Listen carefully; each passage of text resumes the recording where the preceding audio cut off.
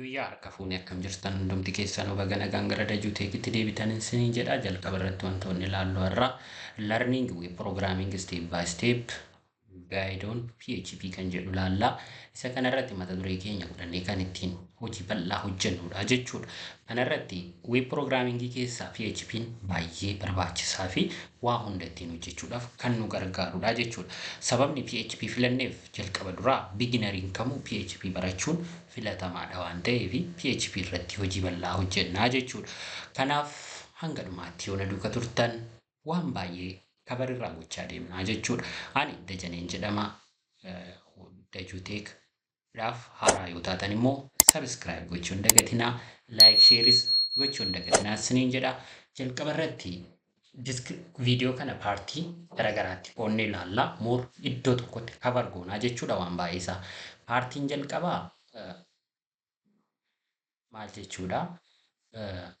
PHP jechuun maal jechuudha kan jedhu bal'isnee ilaalla. What is PHP? PHP jechuun maal jechuudha? Wantoota PHP barachuudhaaf nu barbaachisan kan jedhu ammoota muraasa isaa ni ilaallaa jechuudha. Kanaaf akkasuma immoo yoo gaafii qabaattan yaadota garagaraa yoo qabaattan descriptionii viidiyoo kanarratti argamurraa naa barreessuu hin dagatinaa. Akkasuma komentii isaa irratti naa barreessuu hin dagatinaa.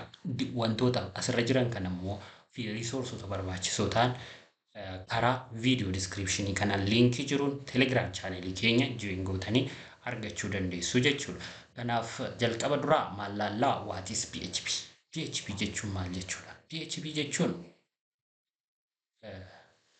hypertext processor jechuudha. Hypertext processor abbreviationidha PHP. It is a widely used open source scripting language designed for web development jechuudha. Baay'ee salphaadha. Kanuma bifa kanaan dynamic web hojjechuudhaaf kan itti fayyadamnu PHP jechuudha. It also run on server side jechuudha. Server side irratti kan hojjetudha. It can be embedded in HTML to create dynamic web page jechuudha. Dynamic web page kee create goonee ittiin hojjechuudhaaf HTML keessatti embed goonee daataa kee haala salphaa ta'een manage gochuuf kan itti fayyadamnu jechuudha. Akkasuma immoo maaliif baranna? PHP yeroo baay'ee developeroonni baay'een outdate jedhanii yaamu. PHP is outdate old programming language jedhu. Kana jechuun namoonni addunyaan kun ittiin socho'aa jirtu teknooloojiin guddaan baay'een isaa PHPdhaan hojjetama. Weebsaayitiin nuti ilaallu kamuu irki caalu parsantiin 78 ol PHPdhaan hojjetame. Sababni PHP'n filatamaa ta'eef tokkoffaan maaliin barachuudhaaf fi akkasuma hubachuudhaaf baay'ee salphaadha. Beginneriidhaaf more friendlyidha jechuudha.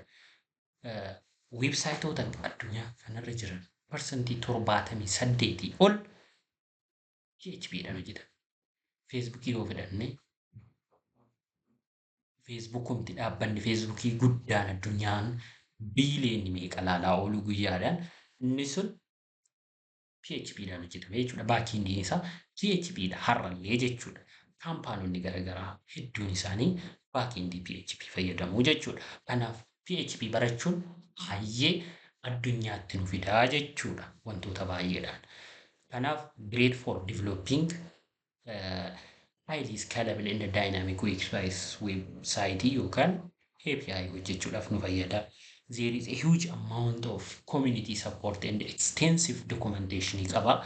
Easy beginner can easily dive into the development process jechuudha. Every beginneroonni kamuu haala salphaa ta'een developmentii kana keessa galuu danda'u jechuudha. Basic requirementiiwwan nu barbaachisan jalqaba irratti maalinni PHP barachuu fi HTML CSS konseptii isaa beekuun dirqama. Wantoota kana beekuun jechuudha. Ittaansine familiar with how website work, length serveriin akkamitti waliin dubbatan kan jedhu hamma tokko beekuun gaariidha. More dirqamas miti. Illinaan laalla wantoota asirratti basic requirement jennu kan HTML CSS paartiiwwan darbanitti ilaalaa turre waan ta'eef viidiyoo keenya duubatti deebitanii refresh gochuu dandeessu. Akkasuma immoo some basic concept of programming logic warra jedhaman it is not mandatory but useful jechuudha. Fakkeenyaaf login logoutii create daatawwan akkamitti hojjechuu dandeenyu konseptii isaa yoo qabaanne baay'ee bareeda laanguujii barbaanne nu garuu not mandaatarii asirratti bal'ifnee ilaalla waan ta'eef jechuudha. Sooftiweerii fi haardweer rikwaayimentoota PHP itti fayyadamuudhaaf nu barbaachisan. Hardware requirementiin any computer that have at least 4 GB RAM and 10 GB of free disk warra ta'an itti fayyadamuu dandeenya haala salphaa ta'een raangochisiisuu dandeenya. Any smart electronic device with the above requirement we can use jedha. Requirementoota armaan olitti jiran kana warri fulfill godhanii 4 GB kan qaban akkasuma immoo raamiin isaanii storage isaanii 10 GB ol warri ta'e itti fayyadamuu dandeenya. Deviceota like akka smartphone, smart TV fi tablet with high RAM and high storage warra ta'an storage large warra qaban itti fayyadamuu dandeenya. Processor range jedhamu kun dual core or higher for laptop or desktop warra ta'aniif fayyadamuu dandeenya jechuudha. Kanaaf kompiitaran qabu jennee programming barachuun nu rakkisu jechuudha. Maaliif is not beerar nu ta'uu qabu. Block nu gochuu qabu jechuudha. Hojii ittiin hojjechuu dandeenya. Smartphone qabna taanaan moobaayilota qabnu saniin hojii developmentumaa develop ittiin gochuu dandeenya jechuudha. Haalli sun mijachuu baatu developmentii kan ittiin barreessuu dandeenya jechuudha dirqamaa miti. Ittaansinee software requirementoota jiran local serverii nu barbaachisa PHP irraan gochuuf Zampii, Wampii yookaan Mampii. Zampii jechuun cross platform dha, Apache dha, Min MySQL dha, Pin PHP dha, Pin lammataa immoo Perl dha jechuudha. Kunneen kan itti fayyadamnudha jechuudha local serveroota. Akkasuma koodii ediitarii warra jedhaman koodii keenya kan ediitiin gochuuf nuuf mijataa ta'an VS Code, Sublime Text Editor, PHP Storm fi kanneen kana fakkaatan.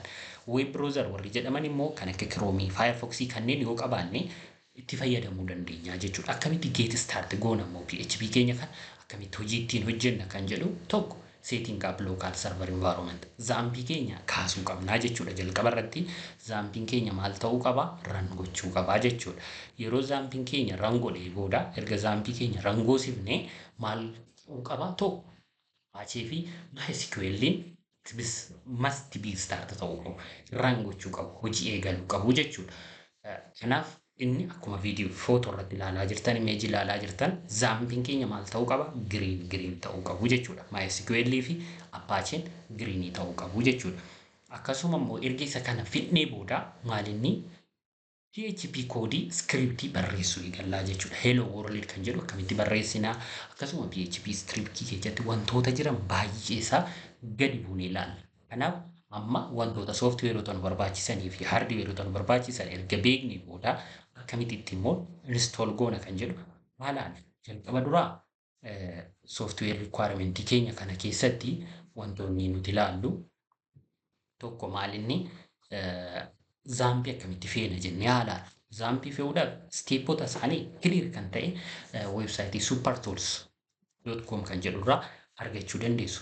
Superjtools kan jedhurraa akkasuma descriptionii viidiyoo kanarraa isiniin ka'a akkamitti Zampii feena clear step isaa osoo homaa ittiin dabaliin irraan step isa follow gootanii guutuu isaa argachuu dandeessu. Ammaaf Zampii install gootuu jechuudha. Zampii install gochuuf gara websaayitii keenyaa dhufna. Websaayitii keenya bira dhufnee maal hojjenna jalqaba duraa Google bira dhannaa.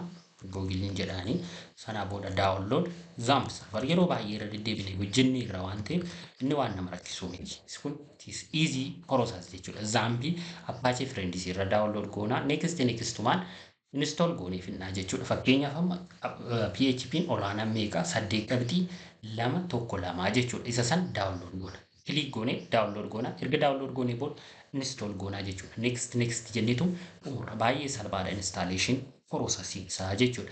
Erga isa install goonee kaanee booda immoo servera keenya kana on gochuu qabna. On gochuuf ishumatan yeroo tokko start kan jettu jirti stop jijjiirraa jechuudha. Click goona sanaan booda green areaatti nuuf jijjiirama. Green ta'a jechuudha. Mallattoo green kana active kana horataa jechuudha.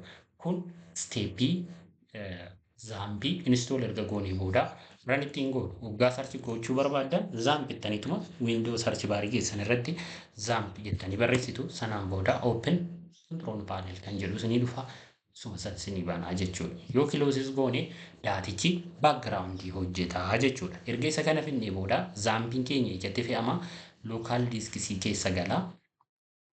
Yoo as ilaaltan local disk C keessa Zamp kan jettu jirti. Asitti Zamp Sanaan booda htdocs kan jedhu kana keessa seennee faayilota keenya galchinaa jechuudhaan piroojeektii hedduutu as keessa jira. Isaan kana keessa piroojeektii tokkoon fooldara tokkoon kireet godha. Fooldara kana raayit kilik goonaa htdocs keessatti new faayil jennee sanaan booda daataa keenya maaliin jedhaanii fakkeenyaaf kan hojjechuuf deemnu PHP tuutoriaalidha waan ta'eef PHP tuutoriyaal reaalaa jedhuuni sanaan booda intargoonaa erga isa intargoonii booda koodii diitarii keenya erga kan finnee booda zaampiin rangootnee murreerraa jechuudha. Piroojeektii keenya install goonee gaafa sitti dhufu kana nuuf fida. More localhost dashboard yoo jennu isa kana yoo nuuf fide zaampii keenya seeraan feenee jirraa jechuudha. Baay'ee bareeda. Itti aansinee wanti ilaallu maalinni koodii diitarii keenya bananna. Koodii diitarii immoo daawunlood goonaa daawunlood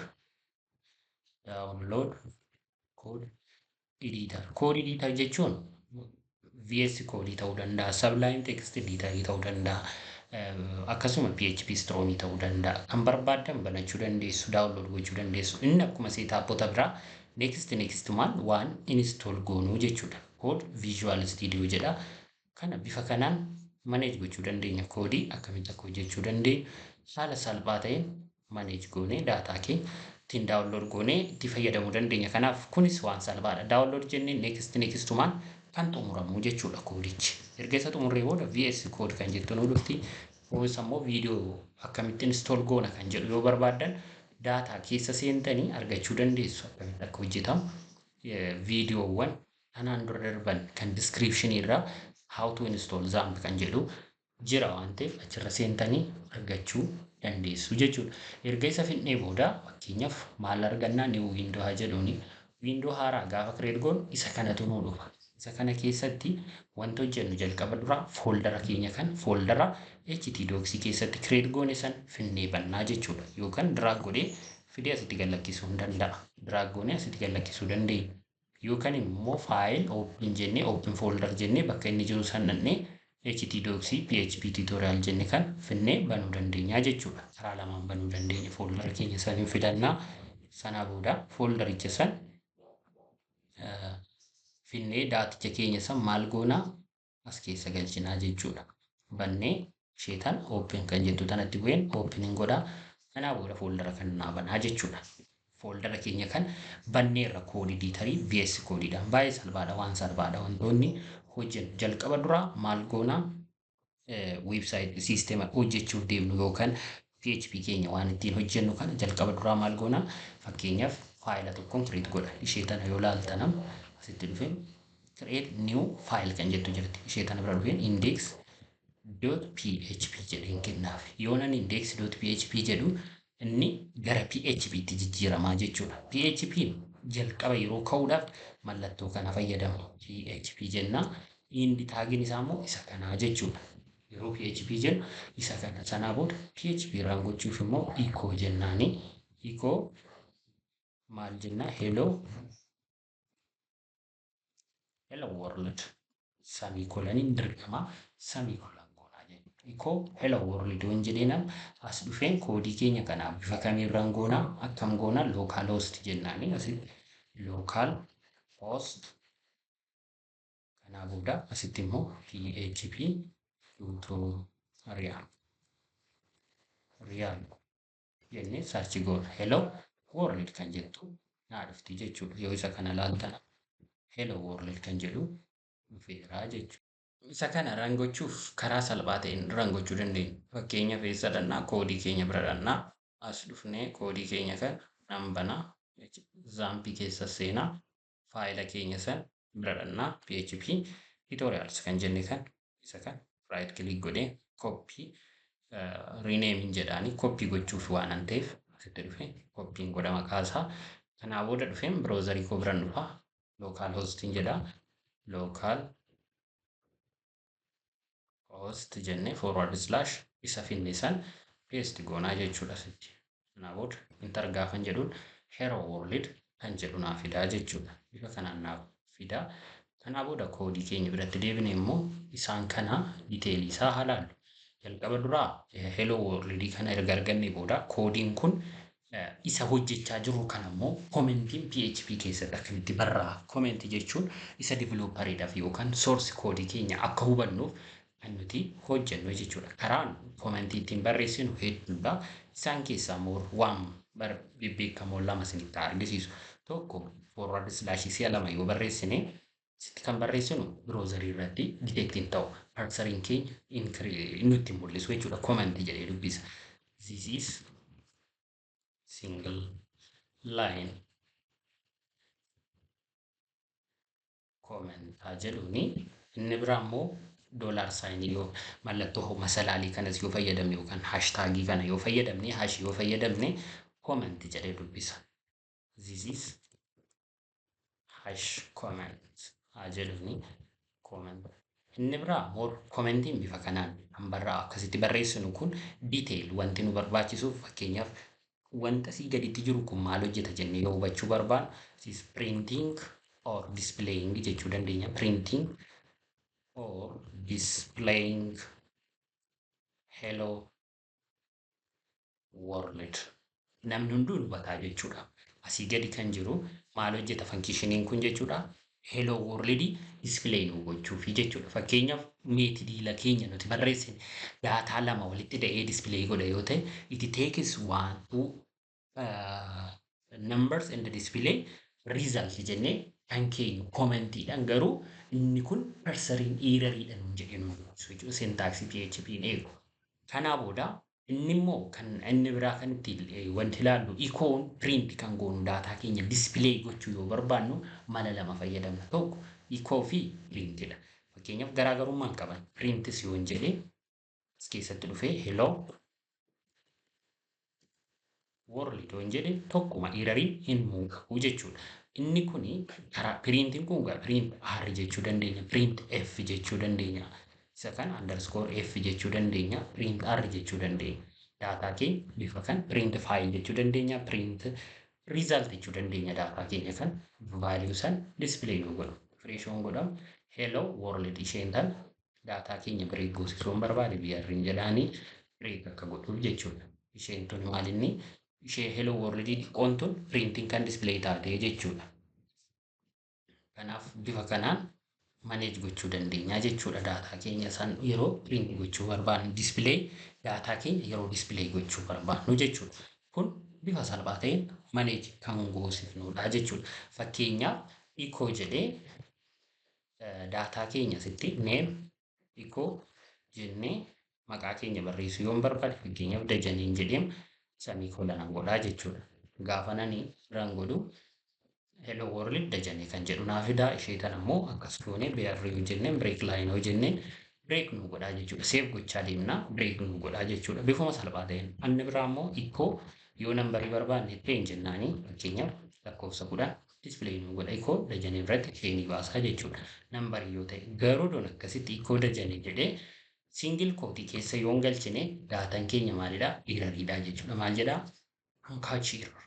Undefined constant Dajanee in line kana irratti jedhee errorii kana akkamitti detect akka goonu ilaalla. More isa kana single stringidha waan ta'eef stringin maal ta'uu qabu?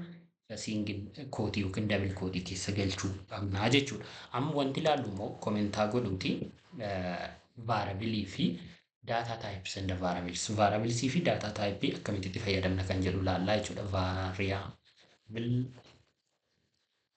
and data types warra jedhaman. What is variable? Variable jechuun akkuma maqaasaa jijjiiramaa jechuudha. Variable yoo jennu variable is what? It is ofiisaatii of hin danda'u. Daataa jiru baatu san irratti amala isaa jijjiirrata. Fakkeenyaaf variablein keenya let x'in yeroo variable moggaasnu PHP keessatti seera of danda'an qabu variable moggaasuun or naming variable yoo jennu jechuudha. Naming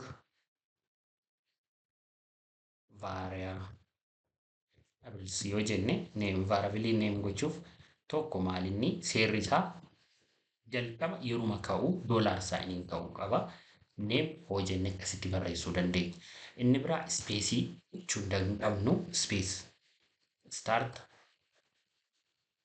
starting with $sign dollar sign ka'uu qaba. Itti aansinee not start with number, nambariidhaan ka'uu hin qabu, jechaan ka'uu qaba. Garuu nambariin jidduu yoo jiraate rakkoo hin qabu. Inni biraa no space, no space. Spacein jechoota lama yoo ta'e spaceii jidduu galchuu hin qabnu jechuudha. Kanaaf fakkeenyaaf let example haa jedhuni. Isa kana comment goone example jennee haa kenninu. Example fakkeenyaaf jecha lama kan qabu. First name hoon jedhama. Akkasitti variable jechuu hin danda'u.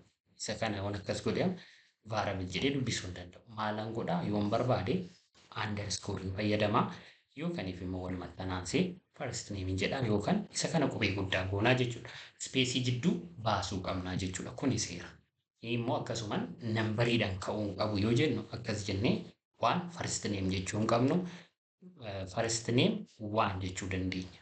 Garuu spaceii jidduu kaa'uu hin qabnu jechuudha. Akkasuma immoo reserved word warra ta'anis fayyadamuu qabu. Reserved word warri jedhaman wordii keywordota warra ta'an reserved warri ta'an loojikaalii walumaa galatti qabamanii jiru waan ta'eef isaan irra deebinee fayyadamuu hin qabnu jechuudha. Kun waa'ee variable meaning jechuudha. Variablein ofumaa isaatii of hin danda'u. Fakkeenyaaf number oduun jedhee is equal to 10 oduun jedhee maalidhaa data typein echo number of data isaa kan argachuu yoon barbaade echo number oduun jedhee type of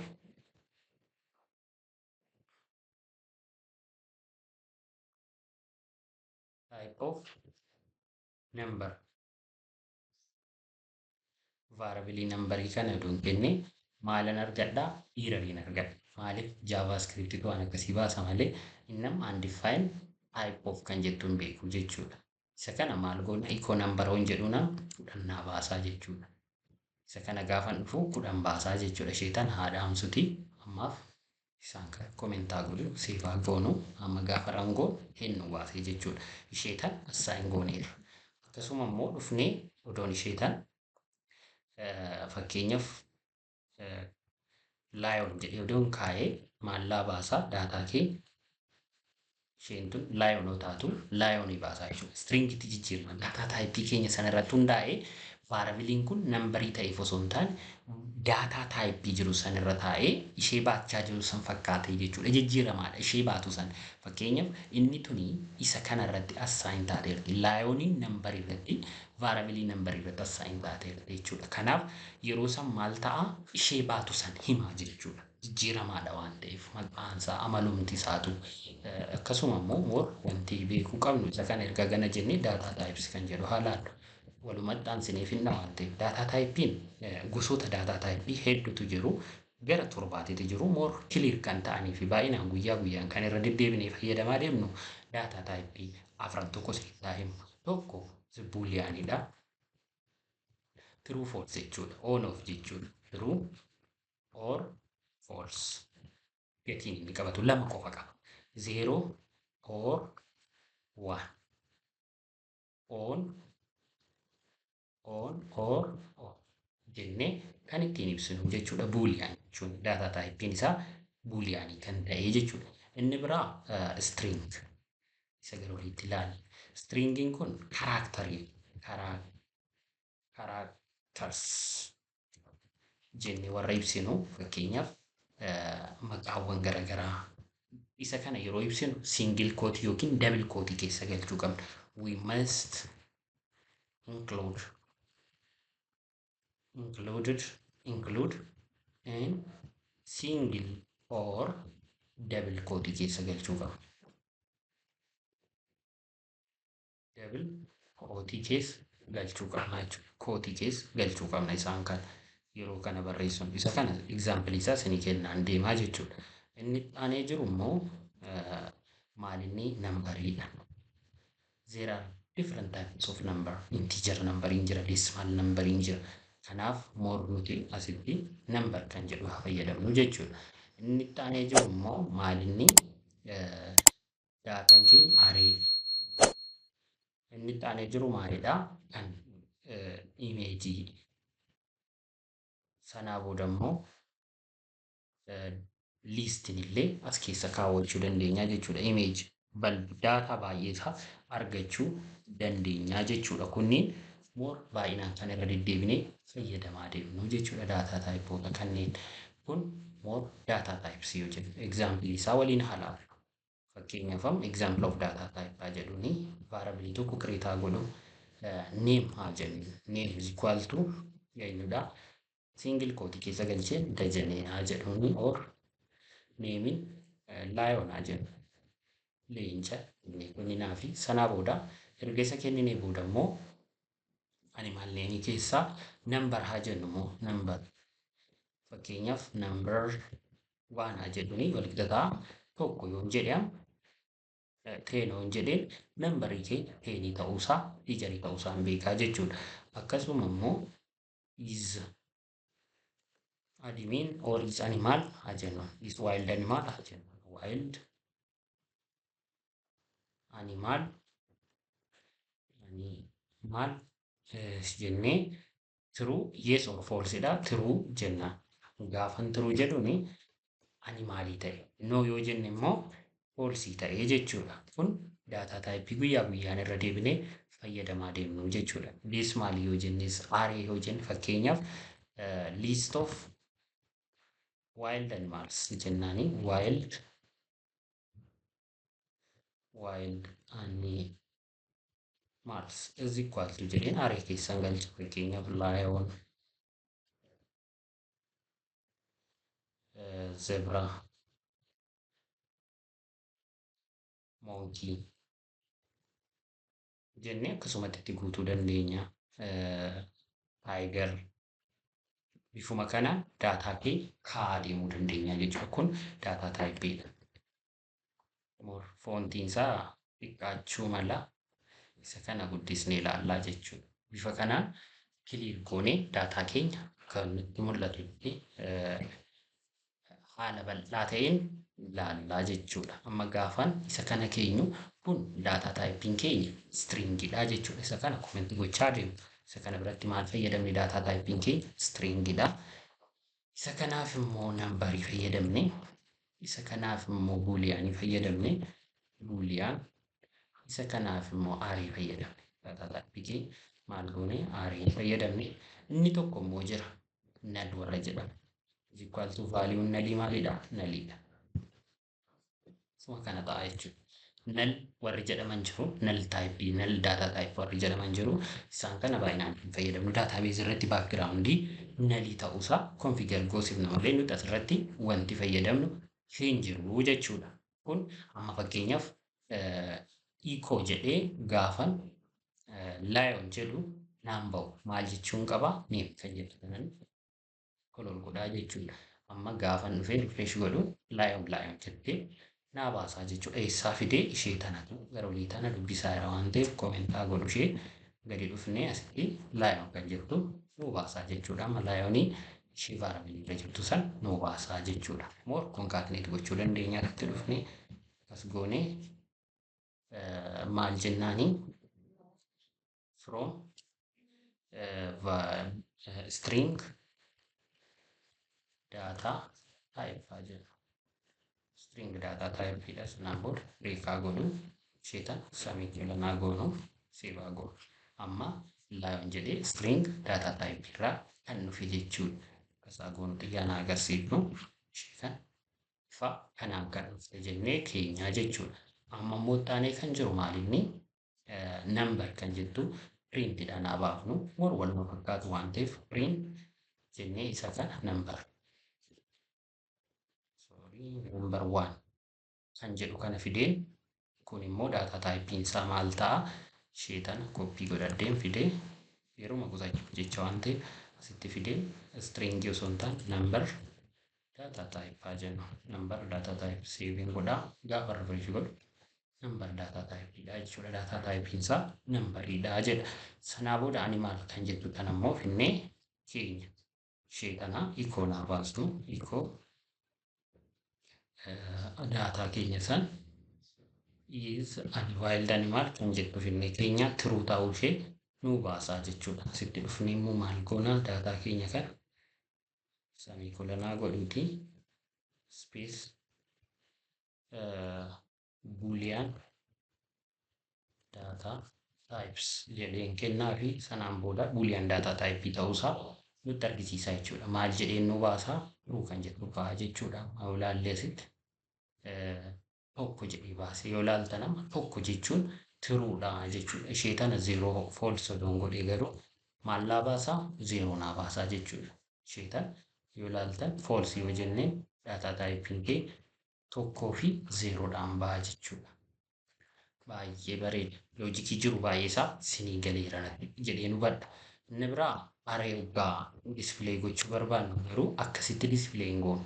Fakkeenyaaf aree list of jennee list animal jennee miti as keessatti index of jennee call gochuu qabna. Index 0 yoo hin jedheenam meeqa naa baasa yoo ilaaltan index isaa sanaan call godhaa lion kan jettu display taatii jechuudha. Fakkeenyaaf ishee kana bireekaa godhuutiin indeksiidhaan call goona malee direct display gochuu hin dandeenyu. Amma lioniin tun eessaa dhufte ishee tana fakkeenyaaf index of 1 yoo hin jedheen zebraatu naa ba'a jechuudha. Yoo ilaaltan zebraa baasee jechuudha.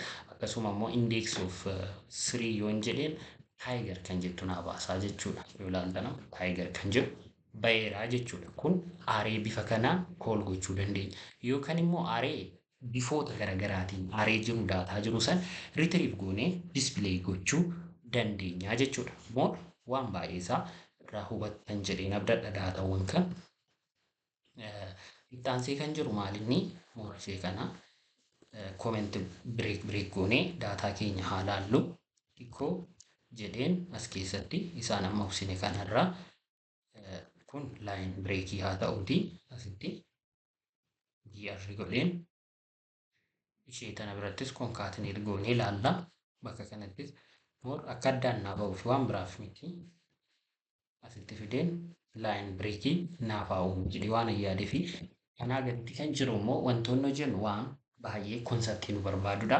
Isa gara walitti hubanne kana immoo gara konseptii tokkootti finnaa jechuudha. Inni kun maal jedhama? Control statement, control structure warra jedhaman jechuudha. Control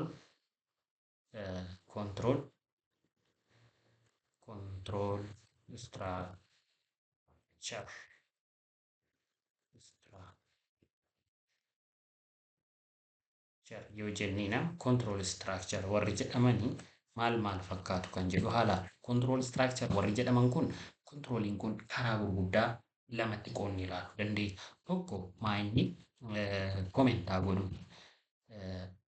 conditional statement warra jedhaman. Conditional statement. Lammaffaan immoo loops warra jedhaman. Conditional statement kana jala maal hubanna? Tokko ifiidha, elseidha, if elseidha, akkasuma switchii baruu dandeenya jechuudha. As keessatti waan laalludha. Loopsii keessatti immoo gosoota loopii hedduutu jiru. Isaan keessaa fakkeenyaaf for loopiidha, while loopiidha, do while loopsii fi loopii fi for loop, for each kan jedhaman daataa keenya iterate kan ittiin gochuuf itti fayyadamnu jechuudha. Kunniin loopsii warra jedhaman control statement jedhamanii warra control structure warra jedhamanidha jechuudha. Asirratti amma maal laallaa conditional statement jala if fi else haa laallu.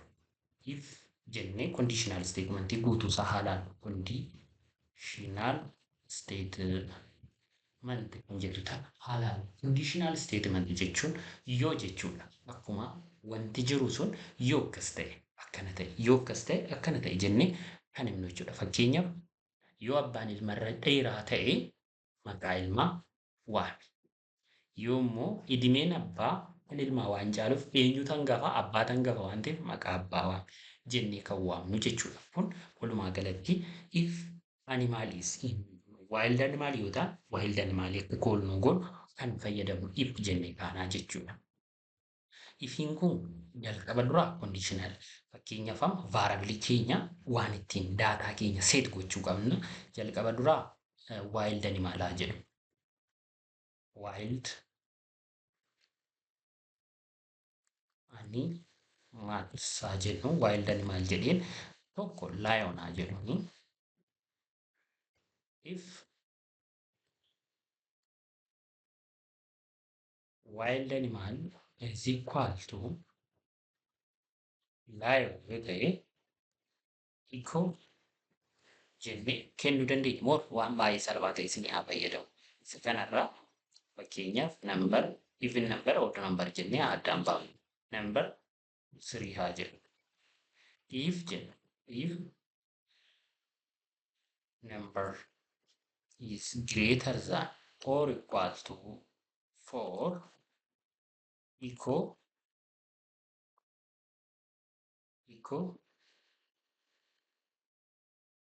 number is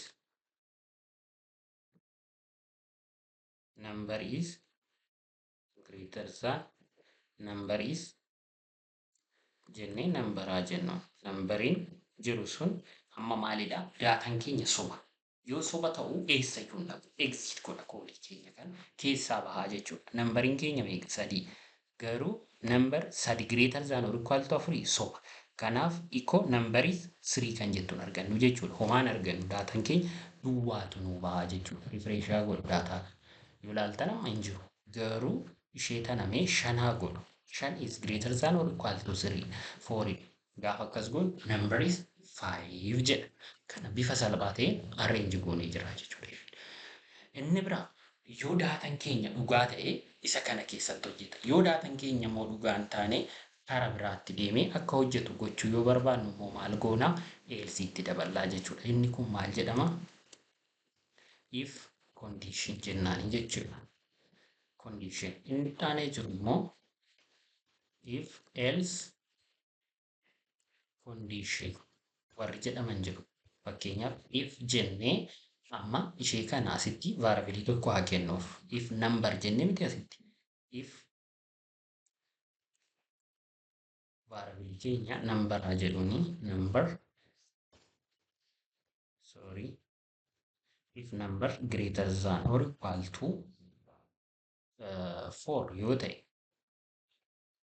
asitti maal jenne yoo greater than or equal to 6 haa jedhuuni. Sana booda echo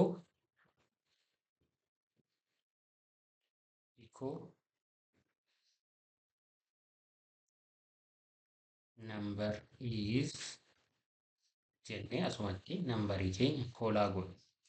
Gaafa akkas goonu amma 6 5 irra guddaa yookiin wal qixa 6 miti soba. Else kan jettu immoo inni asitti keenya if else erga jennee echo number is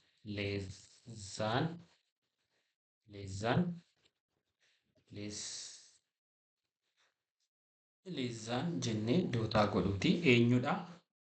Eenyu gadi? Number is less than 6 dha jechuudha. Number is less than 6 jennee semicolon goona save goona jechuudha daataa keenya. Amma 5 irra guddaa yookiin wal qixaa miti. Kanaaf asitti dhufeen number akka yaada guutuu nu dabarsuuf maalan godha?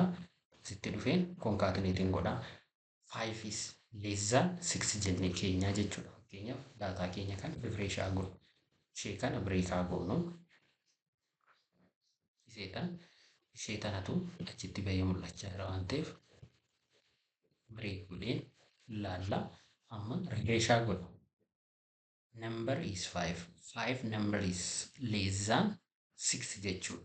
Isheen tun else waan qabduuf odoo fur godhee garuu ishee tanatu baha jechuudha. Number is 4 jedhee nu baasa. Fakkeenyaaf ishee tan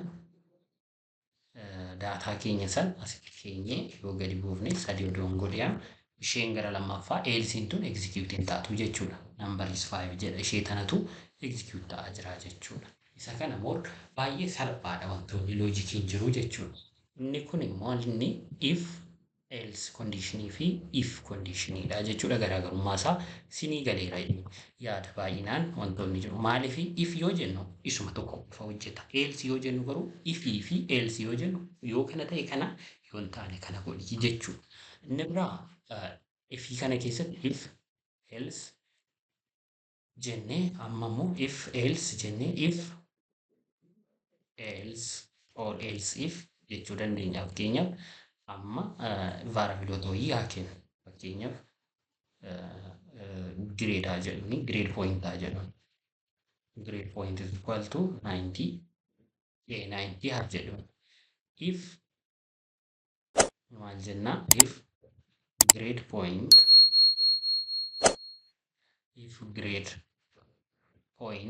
less than or equal to 89 yoo ta'e, fakkeenyaaf if grade point is less than or equal to 100 yoo ta'e, maal goona, echo grade A akka kennuuf goonaa jechuudha. Sanaan booda else if jenna ammas as keessatti grade pointing keenya greater than or equal to 89 yoo ta'e, greater than or equal to 89 yoo ta'e, maal kenniif jenne, echo grade B kenni jenne. A minus haa jedhamu kun A plus yaa goonu, isa kan A plus yaa goonu, isa kan ammoo A uma normaalii haa kennuufi. Semicolon goonu.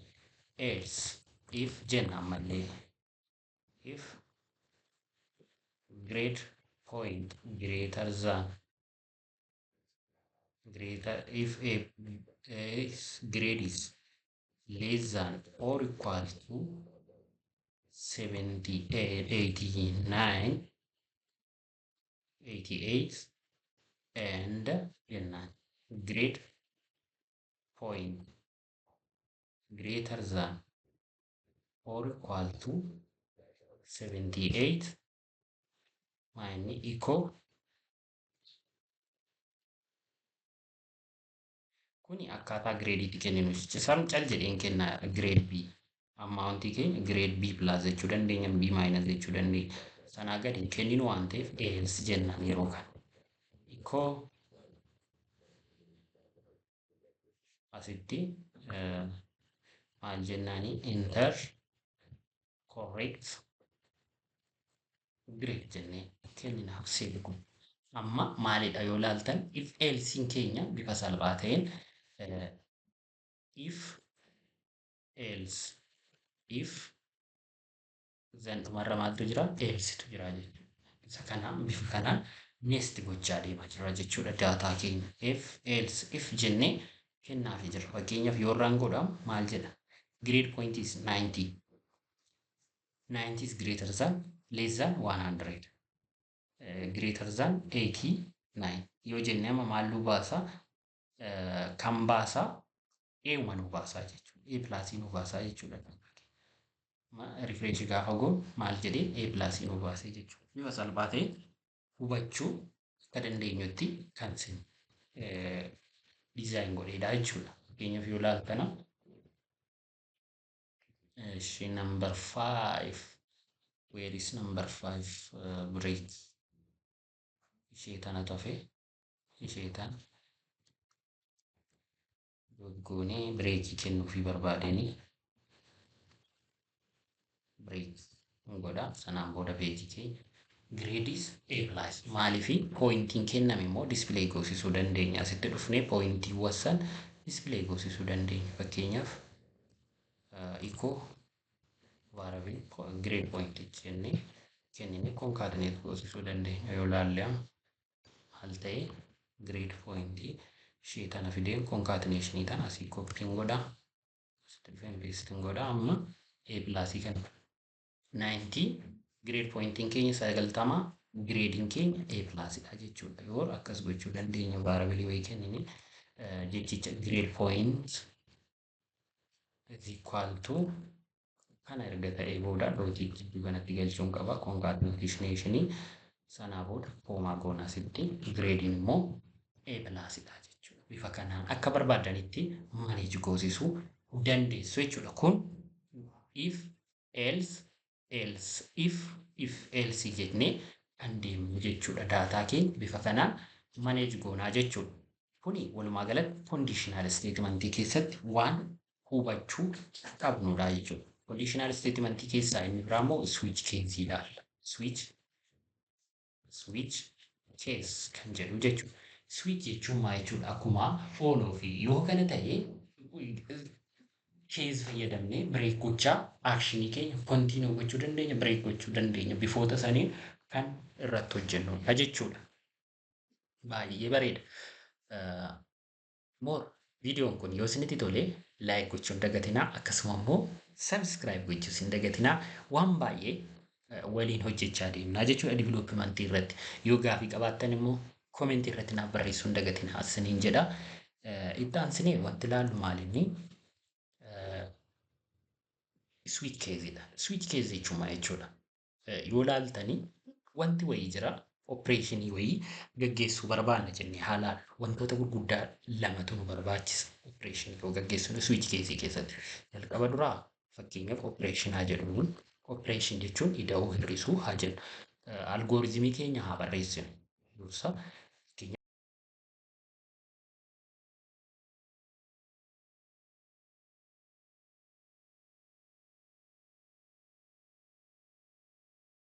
jennee deemaa jirra. Kanaaf wanti deemaa jirru kun akkamitti hojjeta kan jennu haalaan jalqaba duraa eessaa kana variable tokko create godhu number is equal to jennee hakaan number is equal to 4 jedhuuni sanaa booda operatoriin keenya immoo maa'inni nambarii kanarratti daataa keenya optionii keenyan kan deemnu jechuudha. Fakkeenyaaf loojikii hojjennu wayii jira. Loojikii san keessatti akkamitti akka dizaayin gochuu dandeenyu haalaan. Kanaa booda amma wanti hojjennu maalinni lakkoofsi galu yoo ivinii ta'e, yoo 2 ta'e iviniidha. Yoo 4 ta'e ivin jennee kan keenyu jechuudha. Sanaa booda switchaa jennu simple goonee asitti dhufee maaliin jedhaanii number kan jettu kun haa kennuu fi nambariin kun baay'inaan nu rakkisuu danda'a garuu itti fayyadamaa turre waan ta'eef even number jedhuuni sanaa booda ishee tana koppii godheen asitti even number jennuuni as keessatti dhufnee keezii keenya kenninaafi jechuudha. Keezii jennaanii keezii as keessatti immoo keezii kana keessatti wanti barreessinu tokko maalinni keeziin keenya tokko fakkeenyaaf waanaa jedhuni asirratti immoo echo jennee or print jechuu dandeenya. Number 1 is odd number jennaani neither odd sanaa booda case jennee isheen tunam number 3 haa jedhu. Number 3 is odd jennuuni sanaan booda keeziin keenya immoo 4 jennu. Achi booda isheen tana biratti asitti maal gochuu qabna? Sintaaksii isaatti breekii fayyadamuu qabna. Breek goonee daataa keenya kat gochuu qabna. Sanaa booda echo wow you entered number 4 that is even number but China hate it.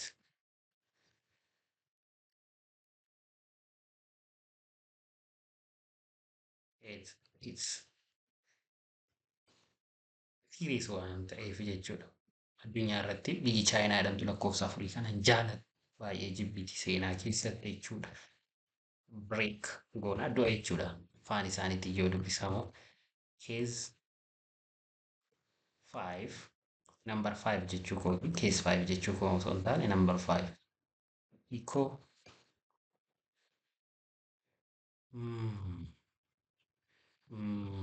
you in the numbers 5 and odd break haa godhu hingaa bifuma kanaan xumurraa jechuudha. Achi booda default kan jedhu kenninaa fi defaultiin keenya immoo asitti echo enter correct number jennee semicolon goonee halaallu. Amma gaafa irraan godhu maal maalaan argaddaa jennee halaallu. Lakkoofsa afurii keessa wow you entered number 4 kan jedhu kan ranaa goonee refreshaa godhuutii argitanii wow you entered kan jettu jirti jechuudha. Ishee tana moora asumatti break godhee haa ta'uu fi line break haa kennuu fi yoo laaltana wow you entered number 4 that even number but China hate it. Jechuun Chaayinaan biyyi Chaayinaadhaan tun jibbite jechuumaaf yaaduma loojikumti akkasinii galu akkuma hubattan jedhee waan yaadee fi jechuudha daataa kan bifa salphaa ta'een akka hubattanii fi switchiin inni isa biraa immoo switchii kana tokkotti isinii haa dabaluuti switch keezii kan fakkeenyaaf kalaroota jaalannu haa laatu. Kalarii jaalatamu fakkeenyaaf favorite kalaraa jedhuni favorite color jennee is equal to green haa jedhuni kalariin jaalatamu greenidha. Sanaan booda switch jennee kaana switch keessa maaltu jira favorite coloriitu jira. Favorite coloriin keenya default green qabateera waan ta'eef keessa jennee red haa jedhuni. Sanaan booda equal your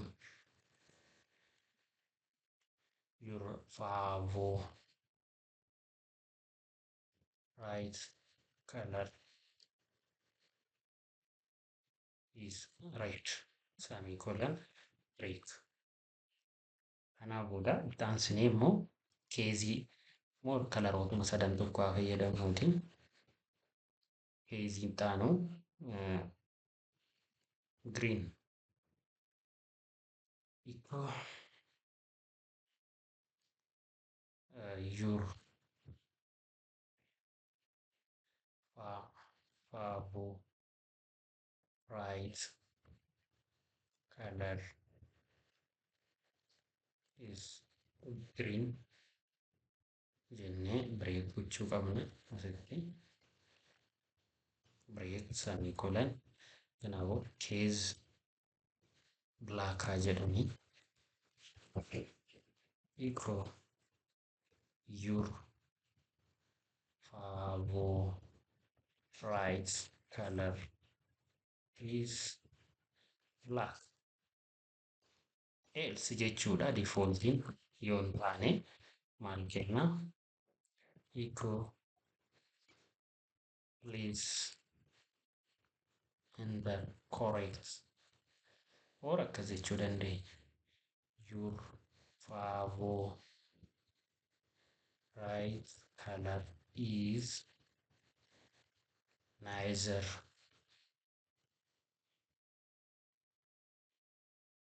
green nor red or black jennee kaa'uu dandeenya. Lakkoofsi kalariin isaa kanneen hundaa hin qabu. Sanaan booda break goonee keessaa baanaa jechuudha. Ranaa goonuu isheetan fakkeenyaaf amma bakka kanatti display ta'a waan ta'eef break haa godhu fakkeenyaaf as dhufeen refresh haa goonu koodii keenya. Your favorite color is green fakkeenyaaf asitti dhufeen white haa jedhu maaltu bahaa ishee defaultii kanatti display ta'a jechuudha. Yaalaallu kam goonaa ishee defaultii kanatu maaliif kalariiwwan keezii keessa hin jirre yoo bahan ishee default jennu kanatu display ta'a jechuudha. Your favorite color is neither green nor red or black jennee finnaa jechuudha. Daataawwan jiran bifa salphaa ta'een keezii keenya uumurraa jechuudha. Switch keeziin bifuma salphaa ta'een kaalkuleetariis bifuma kanaan hojjennaa jechuudha. Kun waan baay'ee salphaa ta'ee fi waan baay'ee nuuf hojjetu jechuudha. Itti aanee kan jiru bireekaa godhu ammallee switch looppiitti dabarraa jechuudha. Amma kan itti aanu maalinni looppii ilaalla. Looppii jechuun maal jechuudha? Looppiis kondiishiniiwwan jiran keessatti hundaa'ee for specific timeidhaaf kan iterate godhu jechuudha. Looppii jechuun waan biraati. Looppiin kun gosoota garaagaraatitu jira. Loops jennaani what is loop? Yoo jennaan loop is what? A block of code that execute for specific number of time jechuudha. Intervaalii yookaan conditionii wayii keessatti specific number of timeidhaaf iterate kan godhu jechuudha. Loopii jechuudha. Bifa kanaan akkasitti immoo isin haa barreessu. Loops is a block of code. A block of code that execute for specific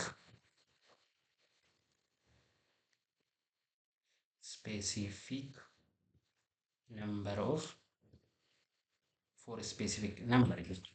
that is based on condition in there are 4 types of loops. Tokko for while, do while, and maalinni do while erga jennee booda loopiin keenya immoo for each jechuudha. Bifa kana control goona jechuudha loopota keenya. Example isaa haalaan fakkeenyaaf for loop yaa jennu. Yeroo kaanu for jennee kaana syntaxiin isaa for variable yaa kennu fi I start from 0, I less than or equal to 10 lakkoofsa tokko hanga 10 jirannaa baasi jechuun hin barbaade. Ishee tana semicolon gochuun qaba bakka kanatti. Kanaa booda I keenya maal ta'a? I plus goona. Sanaan booda I keenya variable jechuun qaba. $sign biraa gatuun qaba. Ishee tana fideen asitti kaa'a. Kanaa booda echo I jedha. Amma gaaf kan I gaafan jedhuun ishee tanni generate naa godha jechuudha. Echo I gaafan jedhuun lakkoofsa tokko duwwaa haga 10 kan jiran naaf list godha jechuudha. Duwwaa haga maaliif less than or equal to jedhee less than or equal to itti dabale immoo amma 10 isaa jechuudha. Kun for yookaan iteration jechuudha. Kana jechuun conditioning jiru kun jalqaba maal hojjetan? Loojikiin jiru maal hojjetaa? Dura I keenya kana 0dha. 0 kana maal godhaa? Display godha. Dhufee 0 is less than or equal to 10? Yes. Display. Then gaafa dhufu moo isheetan increment godha. 0 plus 1, 1. 1 is less than or equal to 10? Yes. Display. Akkasuma godhee 10 bira dhaqa. 10 is less than or equal to 10? Yes. Display godha. Amma iterate godha. 10 is 11 ta'a miti tokko yoo dabalatu. 11 is less than or equal to 10? False. Hin dhaaba exit godha jechuudha. Kanaaf bifa kanaan hojjeta for loop. Inni kun syntax isaati. Baay'eef wal sin harkaa dhaabsisuun barbaadu. Inni itti aanee jiru immoo while loopidha. While loop yoo jennu ishee kana echo jedhee mata duree kennuufii dandeenya. H1 jennee keenya hagi keessa galchee H2 haa jedhuni for loops. Kanaa booda H2 keenya asitti haa jiruuti. H2 jennee haa jiru semicolon copy godheen asitti fideen pasting godha. Sanaa booda immoo ishee tan while loops. Tokko irratti beeknan laanguujii tokko irratti yoo beekne hundi isaaniitu wal fakkaatu. Laanguujiin kamuu waan kana ni qabaata jechuudha. Syntaxonni haalli barreeffama koodii gargaraa ta'u malee ni qabaatu. While loopiin maalinni jalqaba duraa daataa waan siqiltuu nama siqiltuu waan erga jennee booda less than jedhuuni sanaa booda namiin keenya less than 10 yoo ta'u lakkoofsa tokko haga 9 jiru. Lakkoofsa tokko haga 9 jiru list nu godhaa jechuudha. Refreshaa godhuuti amma tokko haga 9 kan jiru nu baasaa jechuudha. Itti aansinee kan laallu maalinni do while loopidha jechuudha. Do while loop. While loopiin bifuma kanaan finneerraa itti aansinee kan jiru immoo do while loop kan jedhu akkamitti ilaalla kan jedhu aga tokko haa laallu. Do while loopii keessatti jalqaba do while loop irratti at least waan actioniin raawwatamuu qaba. Fakkeenyaaf nm1 haa jedhu is equal to 1 haa jennu. Kanaa booda do jennee kaa'na. Do as keessatti maaltu jira?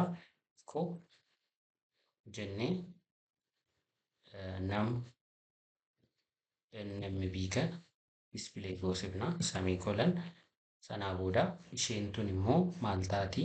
Ko nm kana immoo double goosifnee deemnaa jechuudha. Fakkeenyaaf nmb kana plus plus godheen asitti dhufeen file jennaan. File maaltu yoo ta'e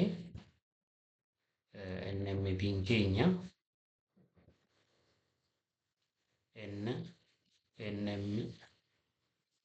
nmb keenya less than 6 yoo ta'e daataa keenya san nuuf baasi jennee jirra. Kanaa booda daataa keenya nuuf fidaa jechuudha.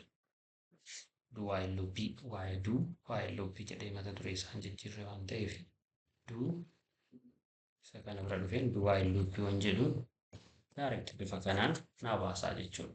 Baay'ee bareeda. Kanaaf kan itti aanu immoo itti aansinee wanti ilaallu immoo baay'ina isaa fankishinii akkamitti define gochuu dandeenya, akkamitti call gochuu dandeenya, akkasuma immoo foormii waliin akkamitti hojjechuu dandeenya kan jedhu wantoota validation wal qabatan akkasuma immoo database wajjin kan wal qabatan marsaa itti aanutti ilaallaa. Amma waa waliin afaana turtaniif guddaa galatooma. Marsaan itti aanu immoo baay'ee kanaa ol loojikii baay'ee isaa kan qabuun hanga walitti deebinutti nagaan turaa horaa bulaa deebanaa. Subscribe gochuu fi like gochuun dagatinaa isiniin jedha. Fayyaa ta'aa nagaan turaa.